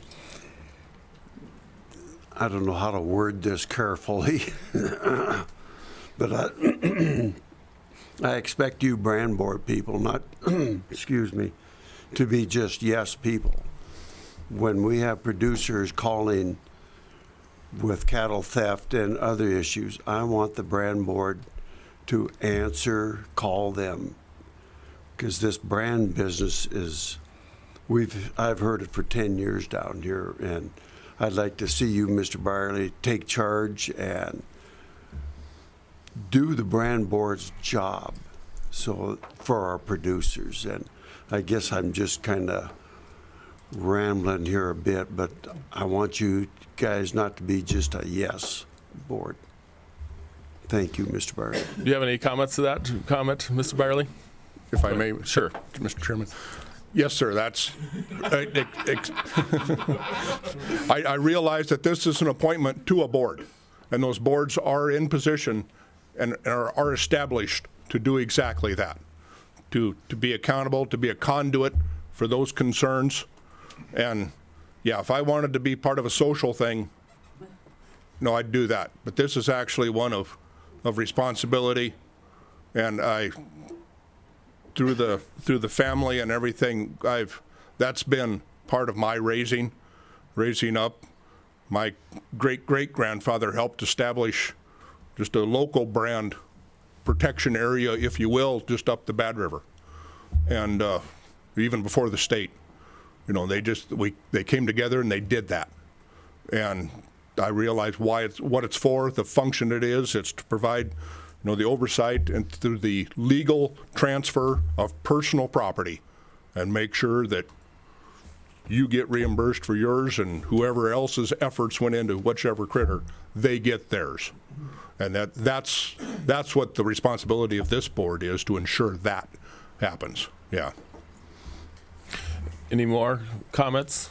So is the brand board, who oversees this check cashing thing? We've heard a lot about the checks aren't getting cashed. Will you oversee that and maybe have a directive to get them cashed within a reasonable time, 2 weeks or whatever? Go ahead. Yes, sir. That's the job of the brand board, is to oversee that and administer that whole program. And so, yeah, we have a directive. That's the number one directive from the governor, is to institute that, and we have to follow up. We had a conversation this morning as to that process. As a matter of fact, after this committee hearing is over, I intend on stopping down at the office and saying, okay, just what is your procedure? What internal controls do you have? How do we make this accountable? And I've become aware of, they have to process the correct checks that are written in the correct amount, but they also get several of them that aren't written in the correct amount. How do you handle that? What are we going to do? And another thing I intend to do is, let's find out whose fault it is. Is it that they aren't getting sent in on time, either by the producers or the local inspectors? Where do we got to get to the root of these problems, and that's the board's job, is administering this program, and I fully realize that. Yeah. Thank you, Mr. Briley. Further questions of the committee? Okay, so I'm gonna ask one question here, and it's kind of going on what Senator Marty's here, and I think it just kind of stems from that conversation. But obviously, there's been a lot of consternation around the brand board this year. There's been a lot of drama in this room on bills to raise your fees. But not only this year, and years in the past as well. And many believe that disarray stems from the executive director of the brand board. So much so that the governor issued this executive order on February 12th. So my question is, if necessary, are you willing to have the hard conversations and make a difficult decision to make a change at your executive director if necessary? Do I ask your permission to respond to your own question? No, you can just respond. Yes, sir. Yes, Senator. As I'll even get into it, our families have been neighbors for 5 generations now. And I brought a little visual aid along. This is a picture of my great-grandpa helping Debbie's great-grandpa brand cattle. I don't know what year this was taken, but they're both in this picture. We've been working and neighboring together for, like I said, 5 generations. And that goes over to not only just ranching interests, but also business interests and everything else. We know a lot of intimate secrets about each other. And to make that relationship as strong as it is today, because it's just as strong as it's ever been, we hold each other accountable. And if those discussions have to be made, they happen. This is what has to happen, because now she's accepted the job, I've accepted the appointment with your confirmation. We're on behalf of the state. We have to make this work for the state. And if those conversations need to be had, and through our investigations and getting down into the nitty-gritty, well, you're accountable for this. You make it happen. And thank you, Mr. Byerly. I appreciate you looking me in the eyes and giving me that answer. That gives me confidence that this is going to be held accountable. Appreciate that answer very much. Mm-hmm. Further questions of the committee? Seeing none, we'll move on to discussion and/or action on this executive appointment. Mr. Chair. Senator Duhamel. I would ask that the committee advise and consent to the executive appointment of Corey Byerly from Hawken County, Midland, to the State Brand Board. Second. Thank you, Senator Duhamel. We have a motion, Senator Duhamel, to do advise and consent. Second by Senator Jensen. Further comments on your motion? so thankful for your office to serve. This seems like a really tough job, like the Hatfields and McCoys, and really thankful that you're willing to step in, and especially right now. Thank you, Senator. Further comments on the motion? Senator Chair, Jensen. How could you not trust a mustache like that? But seriously, I really do appreciate your frank answers, and I think this is a very good appointment. Further discussion on the motion? Seeing no further comments, again, I just want to echo what I said previously. Thank you for being here. Thank you for your frank answers, and we're depending on you to clean up this drama, because I mean, there's some of us that have been here quite a while, and we're a little bit tired of it. So we're counting on your leadership, sir. And with that, I would ask the secretary to please call the roll on the motion at hand. Senators Davis, Aye. Duhamel, Aye. Marty, Aye. Voigt, Aye. with excused, Jensen, Aye. Pischke. Aye. Mr. Chair, we have 6 yeas and 1 excused. Thank you, Mr. Secretary. That motion, having received the majority vote of the members-elect, I've declared passed, and the appointment of Corey Byerly of Hockin County will go to the floor with a due advise motion. Thank you. Okay, moving on our agenda then, we have the next executive appointment of Ross Cooney, Custer County, Buffalo Gap, to the South Dakota Brand Board. We will now hear proponent testimony on this executive appointment. Good morning again, Secretary Roberts. Good morning, Chair Pischke. It's my pleasure to be here on behalf of Governor Roden, asking for your advice and consent of Ross Cooney to the Brand Board.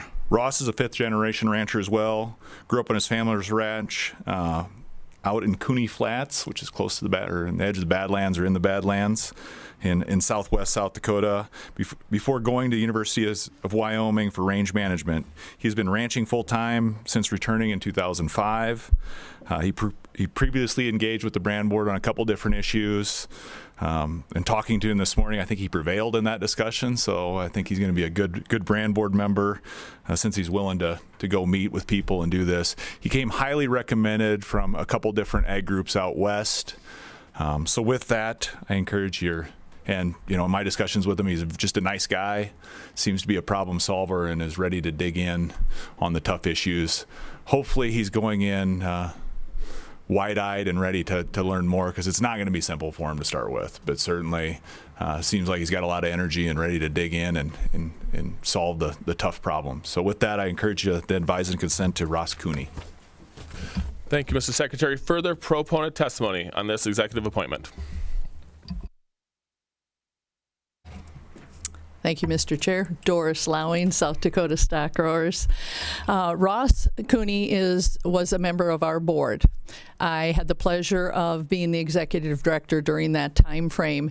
He is no longer on our board, but he was our nomination to the governor for this position.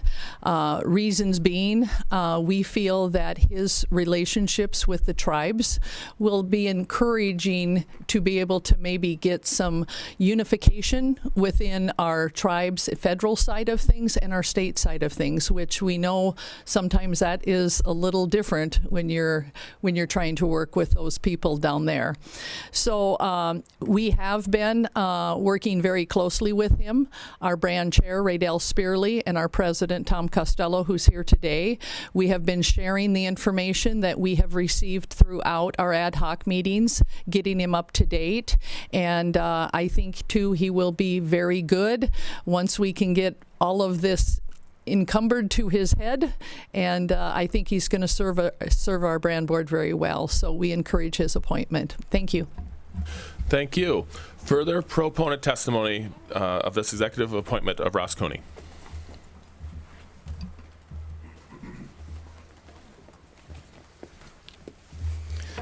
Tom Costello, President of South Dakota Stock Growers. I concur with what Doris has said. I would like at this time to commend the governor for spreading these districts or these nominees out over the whole region instead of having them all grouped into one place. but Ross will do a great job. I think it's nice to have somebody that will step up and take a position like this because it's not well paid, and it's going to be a tough sled for a couple of months here. So I just recommend that we put him on the board. Thank you. Thank you, Mr. Costello. Further proponent testimony.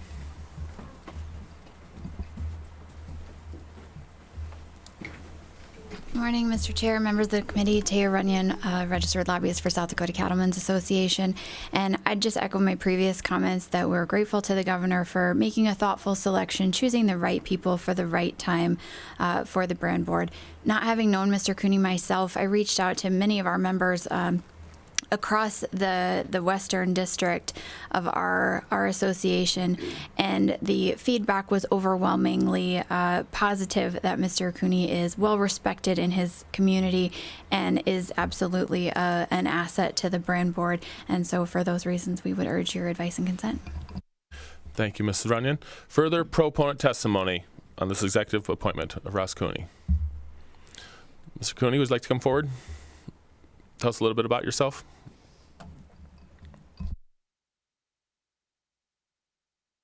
Go ahead and hit the button and turn your mic on. There you go. Good morning. Ross Cooney. I actually, you mentioned Custer County. I live on Oglala, Lakota County. Just on the Pine Ridge Indian Reservation. I've lived there my whole life and ranch with my parents now, and my wife Tiffany, and 2 daughters and our brand new little boy back there. And I'm very excited for the chance to serve on this board, and very grateful I was picked by the governor. So, thank you. Okay, thank you. Just to check again, is there any further proponent testimony to this executive appointment in the room? We have nobody online. Okay, we'll now transition to opponent testimony. Is there any opponent testimony to this executive appointment? Seeing none, we will waive rebuttal and move on to committee questions. Questions of the committee of this executive appointment of Ross Cooney. Senator Voigt. Thank you, Mr. Chair. Could I have Mr. Cooney come? Sure. Mr. Cooney, welcome back up to the hot seat. Not a hot seat, Ross. Welcome to Pierre. Thank you. You ranch on the Ogallala on the Pine Ridge, correct? Yes. Have you got any land across the border over to the adjacent county? You run any cattle over there? We lease a place. Close to Buffalo Gap. Yeah, my dad does anyway. Okay. And I need to visit with you personally afterwards because I used to run with Chuck Cooney, work some ball games with him. Anyway, so I know the ridge pretty well. The question that I have is, there's been conversation about, i.e. that border, in terms of the native lands and then the private lands adjacent to it, and crossovers sometimes that are not wanted or not merited. Can you give a perspective in terms of the significance of that, in terms of losing livestock or head count, or not knowing which cattle are where, or whose they are? Yeah, I guess I would say to run cattle in our area, you know that you're going to have a few less at the end of the year than you started with, and sometimes it's a lot worse. And years now, when the market's up, it's hurts you a lot more. But we really need the law enforcement to be kind of on our side and understand the changes that need to be made. There are cattle moving, and there are brand laws. We need to have brands to have leases on the tribe, but then again, they say that their investigators can't be there to investigate. So it's kind of it's something that needs to be fixed and an understanding made. So. Follow up, Senator Voigt. Thank you. Go ahead. So from your perspective, there needs to be enforcement of support. On which side of the fence does that enforcement need to be accountable? Is it tribal people, or is it over on private land on the other side with a brand board and brand people? Both sides. Both sides. Because we have a lot of deeded land Yeah. on the reservation too. It's not all tribal and trust land, so it needs to be both sides. It needs to be a cooperation with everyone. So. Quick follow-up. Go ahead. Do you see as being that conduit that may be able to lend us that support that needs to take place? That's leaning on you, I know, but somebody that has a sense and reality of what's going on needs to be engaged in that. Yeah, I'm up for the challenge. I've already been receiving a lot of phone calls before I'm even sworn in, I said, but there's a lot of issues, and I think I'm not only going to be held accountable by the governor, I'm going to be held accountable back home. So, yeah. Further questions of the committee? Senator Jensen. Follow up kind of on the same thing. Senator Pischke and I have kind of been around this for about 10 years now with the brand board issues. And, one of the things we hear, and it kind of relates to the same thing, but jurisdictional issues, basically between law enforcement and tribal and the brand board. Have you thought about, as a rancher, have you thought about what things, if there's legislative issues or relations issues that we could address outside of the governor's order here? Just kind of a general idea, if you've thought of anything that might help. Well, the relationship needs to be mended again. I believe that one time the reservation didn't want the governor on the reservation, so we need to have, as the councils change and leadership on the reservation changes, I think maybe that, as the brand board is changing, maybe that we can start mending some relationships. So.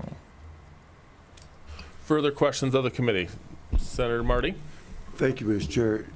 As now, do we have a chief brand inspector? Mr. Cooney, go ahead. I believe so. But maybe I'm... Because... Can someone answer that? Secretary Roberts was giving us... Mr. Chair, Hunter Roberts, Department of Ag and Natural Resources. We do not have a chief brand inspector. We have 3 regional kind of brand inspectors based out of 3 different regions. So one in the southeast, one in here, and then one in the west that kind of fill in that role now. Senator Marty, further questions?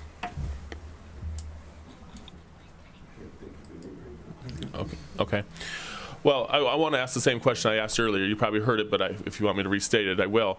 Obviously, about the consternation regarding the brand board of the last few years, or many years, and holding the executive director responsible to make sure these changes happen in this executive order. And if that doesn't happen, are you willing to have the hard conversations or make a change at the executive director level of the brand board? I'd like to hear your answer to that question. Yes. I feel we're all need to be held accountable, all the board members. If I'm not doing my job, I shouldn't be there also. So I think we get through the directives that the governor has laid out for us, and then we need to see what changes need to be made, and maybe there's no changes that need to be made. So. Further questions of the committee? Senator Marty, we can go back to you. Thank you, Mr. Chair. I don't know who to answer this. Maybe Hunter Roberts or both of you brand board nominees. But I feel like we need a chief brand inspector over the whole thing. Was that a possibility, or a question to? I know they used to. I know Jim Reed used to be years ago, and I guess that's something for everyone to look and discuss, I guess. Yeah, Senator Marty, that's not really applicable to this appointee. I think that you could have those conversations off to the side. You can get their phone numbers. Maybe you can share those with me as well, because I want to sometimes have conversations with them as well. But I think that would be an idea that you propose to the brand board. Yeah. Further questions of the committee? Any further questions? Okay. Well, again, I want to thank you for being here today. It's great to put a name with the face, and and then for being here to address the issues at hand. Again, we're looking for your leadership to straighten things out here too, both of you gentlemen. So with that, we will move on to discussion and/or action to this executive appointment. Senator Duhamel. Mr. Chair, I would move that we advise and consent to the executive appointment of Ross Cooney from Oglala, Lakota County, Buffalo Gap, to the State Brand Board. Do we have a second? Second. Okay, great. So the motion is from Senator Duhamel to do advise and consent to the executive appointment of Ross Cooney, Oglala, Lakota County, Buffalo Gap, to the South Dakota Brand Board, seconded by Senator Voigt. Comments on your motion, Senator Duhamel? Not sure why anyone would want these jobs, but thank you. Appreciate it. Thank you. Further comments on the motion at hand? Senator Jensen.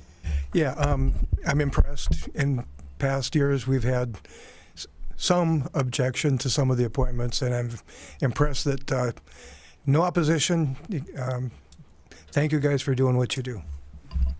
Further comments to the motion? Seeing no further comments, again, I'm just looking for you guys for your leadership to straighten things out here. So really counting on you guys. And with that, we'll ask the secretary to please call the roll. Senators Davis. Aye. Duhamel. Aye. Marty. Aye. Voigt. Aye. With excused. Jensen. Aye. Pischke. Aye. Mr. Chair, we have 6 ayes and 1 excuse. Thank you, Mr. Secretary. That motion having received the majority vote of the members of the committee elect, will move to the floor with a due recommendation. Okay, and that clears up our calendar for today. Just to let you guys know that we will be having a meeting on Tuesday. There's the Leopold Conservation Award presentation. Ms. Allers back here will be giving us breakfast pizza and orange juice coffee, and we'll be hearing that presentation on Tuesday. So just so you guys are aware that it is coming. So, Senator Duhamel. So I did a quick draft, didn't spend much time, but I sent it to all of us on the committee. If we wanted to pursue this idea of a letter to Game Fish and Parks, that we would like them to start thinking about fishing guides, licensure. Again, it wasn't well thought of. It was really fast. It was, frankly, during this committee. But it's a draft. It's a starting point. If we actually do want to follow through, Tuesday would be our last opportunity if we wanted to look at something like that. It's a draft. Want anyone to look at, but if we want to do what I thought we kind of said we wanted to do. Excellent. Yeah, on that note, too, it's my understanding that the GFMP Commission is actually in town today and tomorrow. They're having one of their meetings, and they're actually going to be, I heard from Mr. Simpson, who's in the room, that they're going to be talking about the Nest Bounty Program as well. So, yeah, I think that's, I thank you for putting that letter together. I'd probably sign on to that, and I think that's something we need to start looking at, too. So, do we want to have that just kind of distributed that at the next meeting? Is that what you're bringing that up for? Certainly. It was so... It was such a draft that I thought people really, so I emailed to everybody, but certainly I can spend more time, ask for more feedback from people, and then maybe we can have something to look at for Tuesday. Yeah, I think that's fine. We can have a conversation about that on Tuesday. So, okay, unless there's anything else for the good of the order, I would entertain a motion to adjourn. We have a motion from Senator Davis, second from Senator Voigt to adjourn. Comments on the it's not debatable. All those in favor signify by saying aye. Aye. All those opposed, we are adjourned.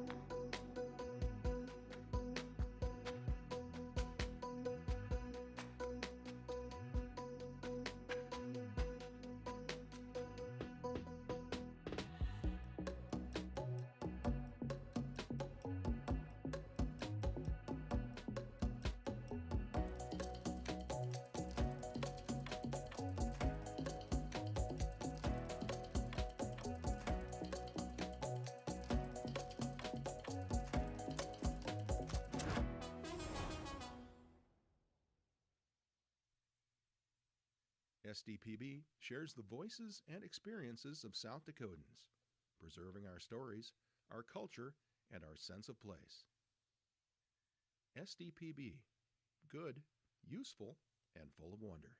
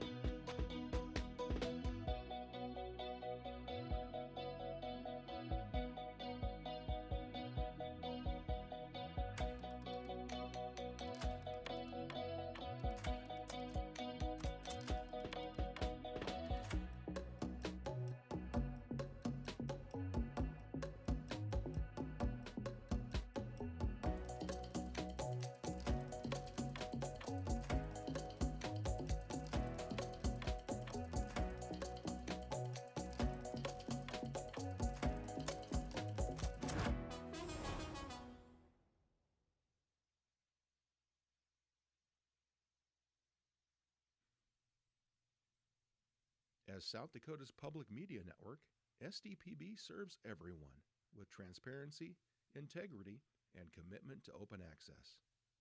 Good, useful, and full of wonder. SDPB.